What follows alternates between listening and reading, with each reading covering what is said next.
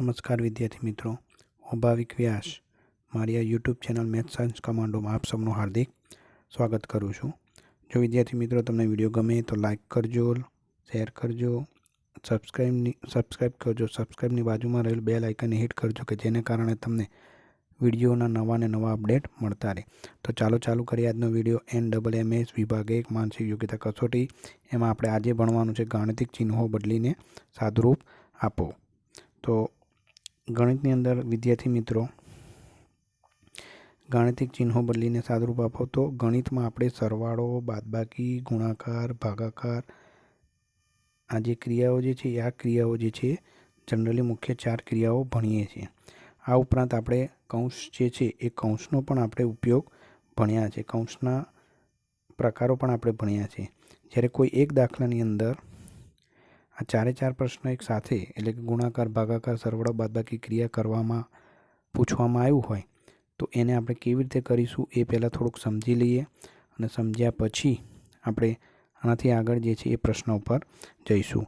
તો વિદ્યાર્થી મિત્રો આની અંદર તમે BODMASનો ક્રમ યાદ રાખશો તો સરળતાથી તમે જે છે એનો જવાબ મેળવી શકશો. BOનો મતલબ થાય છે બ્રેકેટ ઓફ, એટલે દાખલાની અંદર જ્યાં સુધી પહેલો કૌંસ હોય ત્યાં સુધી આપણે કૌંસ છોડવાની ક્રિયા કરીશું. તો હવે વિદ્યાર્થી મિત્રો પ્રશ્ન થાય કૌંસ, તો કૌંસના પ્રકારો જોઈ લઈએ. તો આમાં એક કૌંસનો પ્રકાર પહેલો લખ્યો નથી મેં, રેખા કૌંસ. આવી રીતે બે સંખ્યાની ઉપર રેખાની નિશાની દોરી હોય તો આ ક્રમમાં છોડીશું. પહેલાં રેખા કૌંસ, બરાબર, પછી એનાથી નીચે નાનો કૌંસ જે આવો હોય એ છોડીશું, પછી છગડીયો કૌંસ અને છેલ્લે મોટો કૌંસ.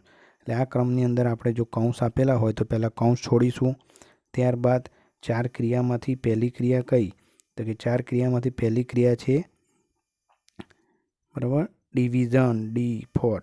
ડિવિઝન એટલે ભાગાકાર, M એટલે મલ્ટિપ્લિકેશન એટલે ગુણાકાર, A એટલે એડિશનલ એટલે સરવાળો અને S એટલે સબસ્ક્રિપ્શન એટલે બાદબાકી. એટલે સાદી ભાષામાં કહીએ તો પહેલો ભાગાકાર, પછી ગુણાકાર, સરવાળો અને બાદબાકી એટલે ભાગુ સબા. આ ક્રમની અંદર આપણે ક્રિયા કરીશું. તો હવે તમને ખ્યાલ આવી ગયો વિદ્યાર્થી મિત્રો કે દાખલાની અંદર શું કરવાનું છે. તો પહેલામાં પહેલો કૌંસ જે છે, જો કૌંસ આપ્યો હોય તો પહેલાં કૌંસ છોડીશું, પછી ભાગાકારની ક્રિયા કરીશું, પછી ગુણાકારની ક્રિયા કરીશું, પછી સરવાળો અને છેલ્લે બાદબાકીની ક્રિયા કરીશું. તો આ પ્રશ્ન કેવા પૂછાય છે એનું તમને સમજ આપું તો એમાં જે છે એ સીધા પ્રશ્ન નથી પૂછતા, પણ તમને નિશાનીઓ બદલવાની કહે છે. નિશાનીઓ બદલ્યા પછી તમારે એ 4 ક્રિયાઓનું સાદુરૂપ આપવાનું હોય છે. જેમ કે તમને અહીંયા આગળ એક સૂચના આપી છે કે નીચે આપેલ પ્રશ્નમાં પ્લસને બદલે ગુણ્યા, ગુણ્યાને બદલે ઓછા, ઓછાને બદલે વત્તા અને ભાગાકારને બદલે ઓછા લેવામાં આવે તો નીચેનાનું સાદુરૂપ આપતા શું જવાબ આવે તે 4 વિકલ્પમાંથી શોધો. એટલે પહેલી જે તમને રકમ આપવામાં આવી છે વિદ્યાર્થી મિત્રો, આ ખાસ પહેલું સમજી લેજો. 18 ઓછા કૌંસની અંદર 18 ઓછા કૌંસની અંદર 3 + 6 ભાગ્યા 2. તો આપણે શું કરવાનું છે? તો પહેલાં તમને જે સૂચના ઉપર રકમમાં આપવામાં આવી છે કે ભાઈ પ્લસને બદલે ગુણ્યા, એ નિશાની આપણે મૂકી દઈશું. જો મેં અહીંયા લખ્યું છે પ્લસને બદલે ગુણ્યા, બરાબર, ગુણ્યાને બદલે માઇનસ, માઇનસને બદલે પ્લસ, ભાગાકારને બદલે માઇનસ. એમાં તમને 4 વિકલ્પ આપ્યા છે. 4 વિકલ્પમાંથી જવાબ શું આવશે એ આપણે નક્કી કરવાનું. તો અહીંયા જે છે એ પહેલી જે 18, પછી ઓછાની જગ્યાએ વત્તા, વત્તાની જગ્યાએ ગુણ્યા, ભાગ્યાની જગ્યાએ ઓછા લખી નાખ્યા અને એટલે પછી રકમ તમારી આવી થઈ ગઈ. અને એ રકમનું આપણે સોલ્યુશન લાવવાનો પ્રયત્ન કરીશું. પણ પહેલાં સાહેબે કીધું એ પ્રમાણે કે પહેલો કૌંસ, જો કૌંસ હોય તો પહેલો કૌંસ છોડીશું, આ કૌંસમાં કરીશું પહેલો કૌંસ અને ભાગુ શબા.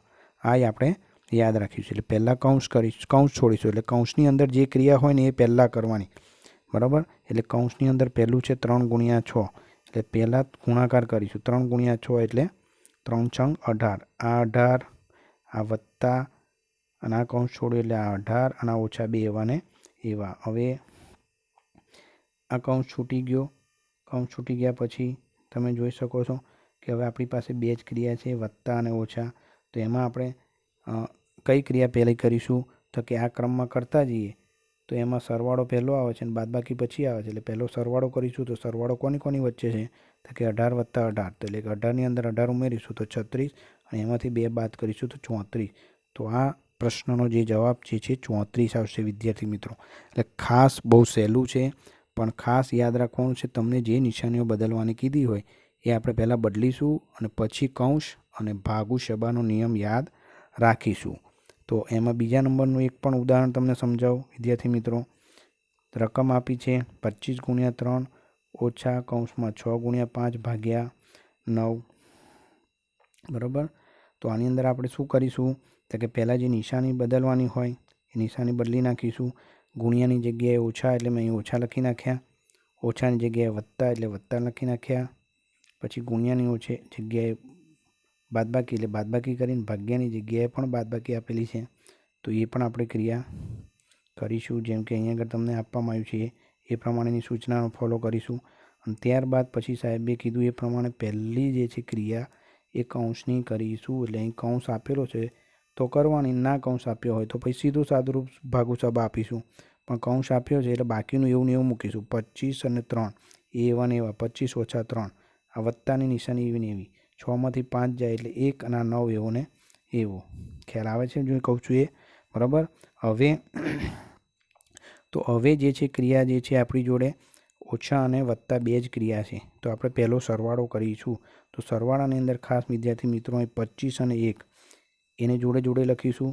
આ ઓછા 3 અને ઓછા 9 એને બાજુમાં લખીશું. 25ની અંદર 1 ઉમેરીશ તો 26, 26માંથી 3 કાઢીશ એટલે 23 અને 23માંથી 9 કાઢીશ તો 14.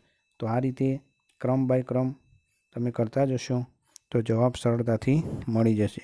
હવે આટલો બધો ટાઈમ ના હોય, આપણે તો આ તો તમને ગણીને બતાવ્યું, પણ તમારે શું કરવાનું?